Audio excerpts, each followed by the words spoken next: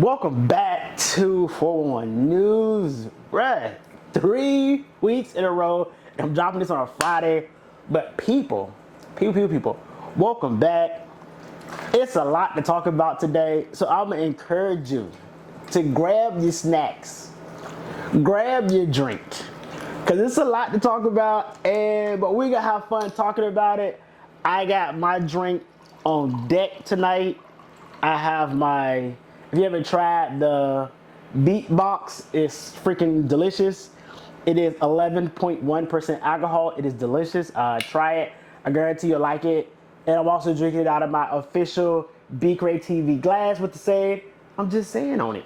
So anyway, if you're new to the channel, please like, comment, share, and subscribe. And let's jump into today's 411 B-Cray News. First, big props goes to my team opening up the football season. San Francisco 49ers beating Aaron Rodgers and his Jets on Monday Night Football. It was great to see because people talk so good about Aaron Rodgers and his team got their tail handed to him on Monday Night Football. And they even did it without Christian McCaffrey. So, bruh, let's get it. Let's get it. 49ers going to the Super Bowl. 49ers winning the Super Bowl. Mark my words, it's going to happen. If your team want to, congratulations. But I already picked my team for the year. My team for the year, like every other year, is the 49ers. But anyway, let's jump into the news. Since we were talking about football anyway, let's go ahead and talk about Tyreek Hill, right? So y'all know the Dolphins had their opening game on Sunday. But on the way to the game, Tyreek Hill got put in handcuffs, and he got put in handcuffs, thrown to the ground, and the cop said it was for reckless driving. So I'm gonna kind of walk you through what happened. Then I'll probably just throw parts of the video somewhere over here, down here somewhere. I'll throw parts of the video in so you can actually see the video from the the cops cam or whatever. So the video shows Tyreek and his car drive past Shroom. Cop got behind him on a motorbike, put him over. There was 2 cops. They got off the bike. I want to say it was in Miami, so whatever nationality is heavy in Miami.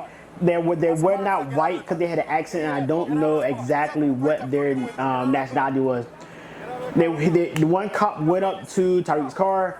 He banged on the glass, and then Tyreek immediately said, "Why the beep? You banging on my glass like that?" That right there triggered the cop with that. Well, to me, the cop already had attitude when he went to the car anyway. And then when Tyreek said, "Hey, why you banging on my glass like that?" or my window like that, that's what triggered the attitude from both of them. They went back and forth for a while. We saw Tyreek hand him something. We think it was his license.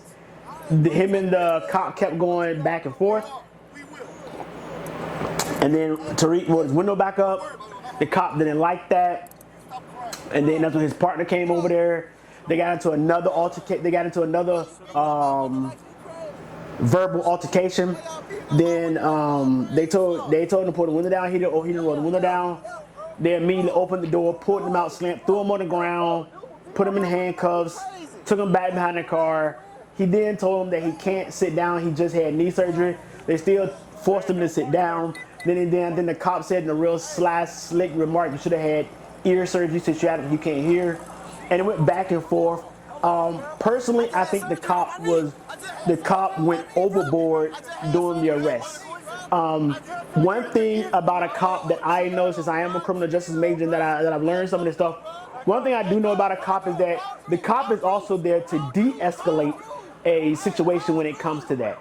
But when the cop comes to the car and he was already on 10, how can you be the cop and de-escalate a situation when you're already on 10? You trying to de-escalate something is going to take it. It's not going to happen.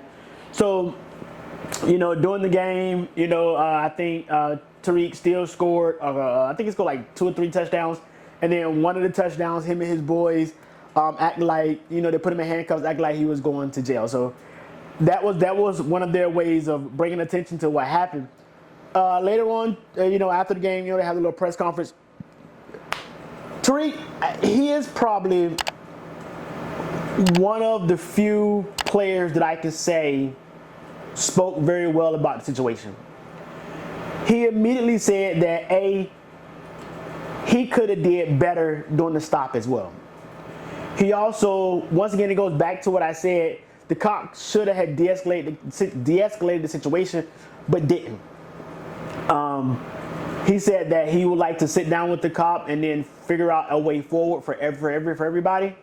But the biggest thing that he said that I took from this whole conversation is that if he wasn't who he was, this could have went a whole lot different. And I agree with that. I agree with that 100%. So many black and brown people has been killed by the cops. It's ridiculous. And it's for petty traffic stops. Petty traffic stops. So this right here, again, this is the time for the NFL to step in and do something, put their stamp on it, put their power behind trying to find a way to make this known to the world that this is not what cops are supposed to do when they pull over somebody that is black and brown, regardless of what kind of car they was driving. That police officer has been suspended with pay until the investigation is over with. So more to follow on that one, but that was a big thing on Sunday. That's all they talked about on Sunday. But Tyreek Hill, I commend you for your great remarks. And your remarks have been the same throughout the whole week, so you are commended for the big thing, right? Second thing I want to talk about, y'all know, this is the third week in a row talking about Beyonce. I can't help it. Her name just keeps floating in and out of the news. It just keep going in and out. So let's talk about her real quick. Then we can move on to something different. So I know y'all tired of hearing about Beyonce, but that's my girl. I'm going to talk about her anyway because it's Be Great TV. So, Beyonce, y'all know, I want to say it was the beginning of this year, she dropped her country album. Her country album went #1 on the country charts, country Billboard charts. And then a couple of her singles also hit #1 on the country Billboard charts. Here's the problem.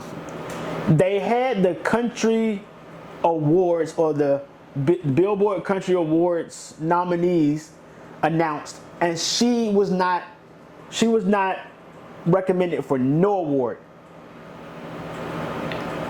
Her album is a country album. She should have been recommended for some kind of award. I don't care what it is. New artist, best female country artist or something. So once again, that goes back to how country views black people who tries to get into their genre. Remember, they did the same thing to Lil Nas X until Billy Ray Cyrus stepped in. And when Billy Ray Cyrus stepped in, the country genre started to identify Lil Nas X. But as you see, this is an ongoing thing when it comes to the genre, when it comes to country. They're not looking at black people like they can't do country music. Now, am I a fan of Beyonce's album? No, I'm just not a country person. There is a couple of bangers that I will play here and there, but other than that, I'm not a that album is not one of my favorite albums, and I'm entitled to say that. And that's what true fans for. But when she put the album out, she said the album will not be for everybody, and it's not. But at the same time, the genre when it comes to country needs to start looking at people who's doing country. If a black person wants to switch over genres from R&B to country, they should open them up with open arms. The same way we do rappers that is not of African American descent. The same way we do R&B stars that is not of African American descent. You look at Eminem. We welcome Eminem with open arms, and he's got award. He got BET awards. He's got Soul Train awards. No problem when it comes to Eminem. Same thing when it comes to that lady that sings slow music. I can't think of her name right now. I can't think of her name right now, but she's a white female too. And then once again, she's won awards when it came to things too. So I think that the country drama got country music needs to look at how they're doing people, because that can also be something that can start something real bad, and then I don't know, that's why you're messing with Beyonce. Do you know her beehive would kill country music? So that's that when it comes to Beyonce. I'm a Beyonce fan, and I think personally she should have got looked at for awards in the country awards. Period. Let's move on to N.E. Choppa. So N.E. Choppa is a rapper, right? He came out, I want to say like a year or 2 years ago, and people have been talking about his sexuality, right? So, and in N.E. Choppa, I'm gonna just call it Choppa. So Choppa has been kind of, what I want to use. He's been kind of jumping onto the bandwagon, leaving people in suspense about what his sexuality is. He had put out a song called "Love Yourself," and then one of the lyrics in the song is like, if I could love myself, I would have sex with myself, something along those lines. And then, people took like, oh my God, he's gay. So with that being said, he just jumped on that bandwagon, but never said that he was gay. Labor Day weekend, he had put on a show in Atlanta for Pride. And this is where some of the stuff gets a little cloudy at. So usually, if you look on YouTube or you look on the internet, or you Google Choppa's shows, his shows is usually no shirt, pants sagging, showing, making sex sell at his shows. When he did his show in Atlanta, reports are, they said this dude was dressed from head to toe, not trying to sell sex. So that's what made people look at him in the side eye. Preferably, most gay people look at him in the side eye like, bro, what are you doing? Like, you can't sell sex, then do a LGBT show fully clothed. You're not giving who you are. So people had issues with that one. So then he had posted a tweet saying that he's gonna come out. And people was wondering, once again, people started talking like, oh my God, he's gonna come out as gay. Oh my God, he's gonna come out as gay. So people got their hopes up. And then he just dropped some clothing. He came out with a new clothing line. So people was heated about it. I would say people in the LGBTQ community was heated about it, because they said this is the way I would say it. He keep dangling the carrot in the LGBT's face and then be like, no, I'm straight. And that's how it is. And that's what people like to call gay baiting, right? A lot of people, a lot of men gay bait, right? So when I say gay bait, you're like, Daryl, what the frick is gay bait?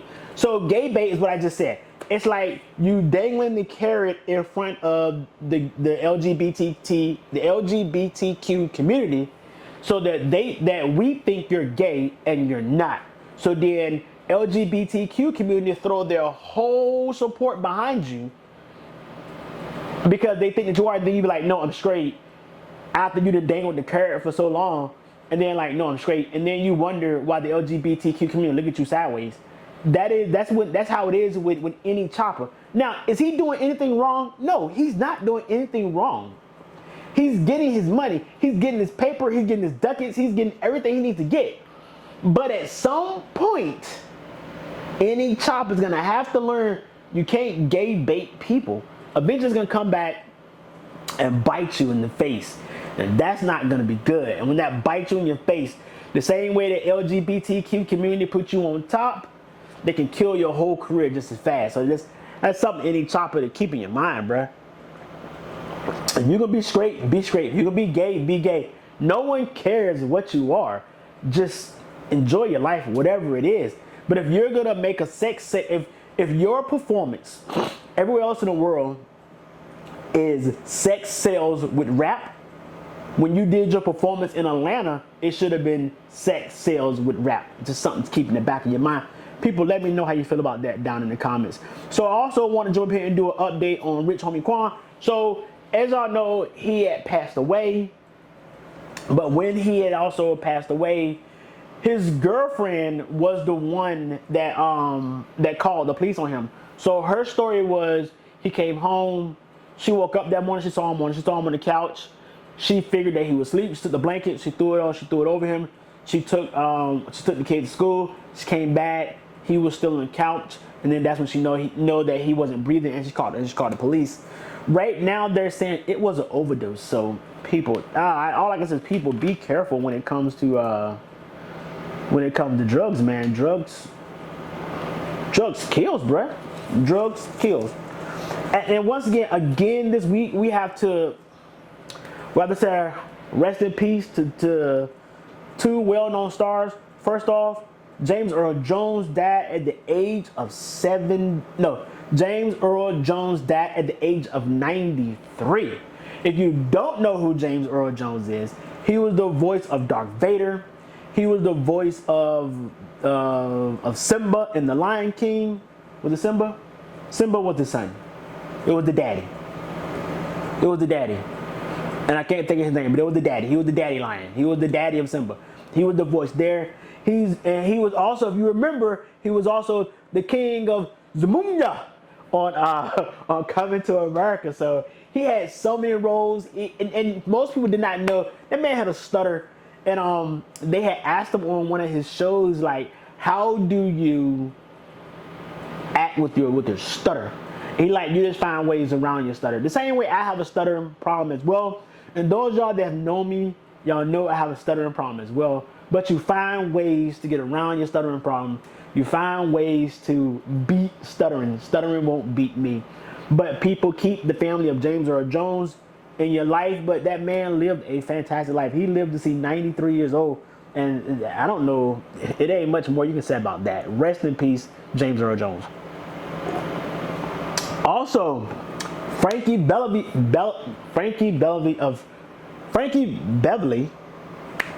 passed away as well. If you don't know who he is, he was a singer. He the one that did Before I Let You Go.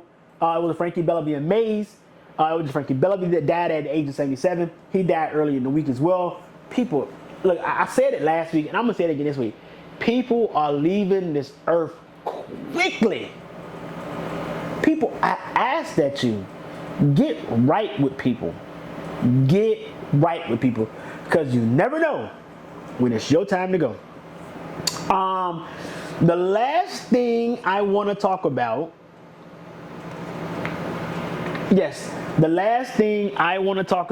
is Shannon Sharpe. So, those of y'all that been around for a while, y'all know Shannon Sharpe got this podcast, and he be having these people come up here, and they'll be talking about this, that, and the third. You know, at one time he had Kevin Hart up there. He had a couple more people. I can't think of everybody he had up there, but you know, his podcast is kind of, I don't want to use the word racy, but it's very controversial. That's what I'm looking for. It's very controversial with some of the things he has. He had Monique up there, so some of the things he had was very controversial at some of the people he had on the show. And he's also a sports announcer for ESPN as well. So yesterday morning when I woke up, I saw these tweets that said like, "Hey, somebody hacked Shannon Sharpe's. Somebody hacked his dang it. Somebody had hacked his social media, preferably his Instagram, right? Because there was some sexual noises on a live that was going on."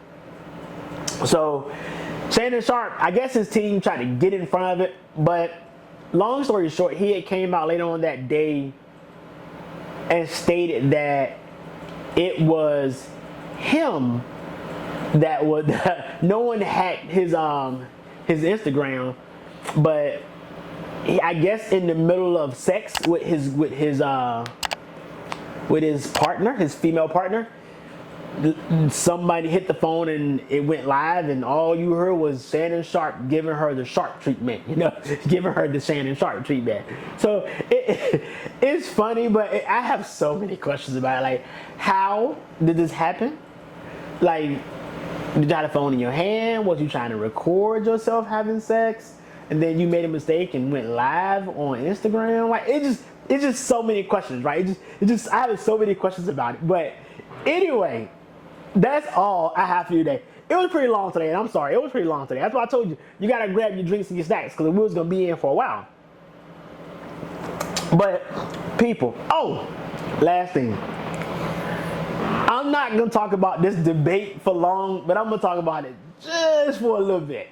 In politics. So, if y'all wasn't tracking, yesterday was the first ever presidential debate between Madam Vice President Kamala Harris and former President Donald J. Trump. So, I'm just gonna cut right out. I'm just gonna cut right to the end and say Kamala Harris, or Madam Vice President, outdid President Trump, former President Trump, on this debate. Did she hit everything she's supposed to have hit? No, because there was a lot of things that she did not really dig into the meat and potatoes about. She kind of hand waved a lot of stuff with some of her answers. But what she did do, as a prosecutor, she got Trump riled up, and that was her only. That was her. To me, that was her only mission, was to get him riled up, and she did just that. So, how did she get him riled up? Here it goes. She mentioned something about his rallies, like, people go to his. She's like, I usually don't tell people to do this, but I'm gonna tell people to go to his rallies, and then you're gonna get bored and you're gonna leave. And then that right there is what triggered him. It triggered him, and then for the rest of the night, he was real defensive. He was real loud, and he was mad that she was throwing jabs at him at things that was sticking points to him, right? He then came back and said, I think they were talking about the immigration problems that we have here in America. And then he came back, and this is the thing that really kind of got under my skin a little bit. And I'm not even Haitian, but I know Haitian people, and I know it got under some of their skin as well.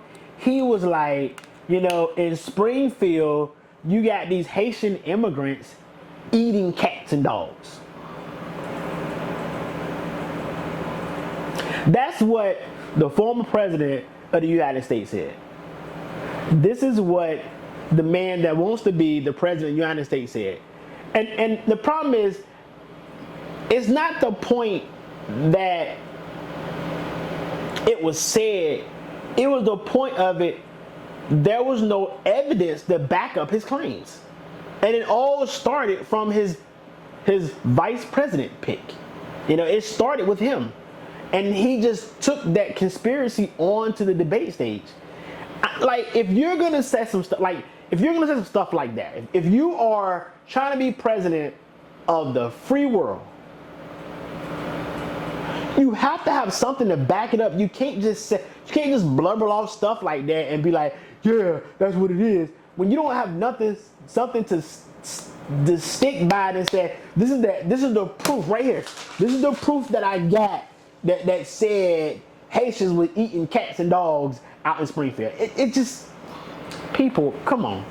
I can't tell you who to vote for. I would never tell you who to vote for. At the end of the day, I always tell you, do your homework, and whoever is best for you, then you vote for them. The same way I'm going to vote when it's time to vote. Whatever is best for me, that's who I'm going to vote for after I do my homework. My homework means looking into these candidates.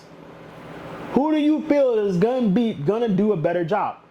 We've seen what Trump did already, and we've kind of seen what Kamala Harris have done over the past 3.5 years. So you gotta figure out what's good for the free world at hand, because we can't be single. We can't be single. We can't go presidentless for a while, because that's gonna have to be. But anyway, people, I have bombarded you with enough information for today. Thank you so much for watching.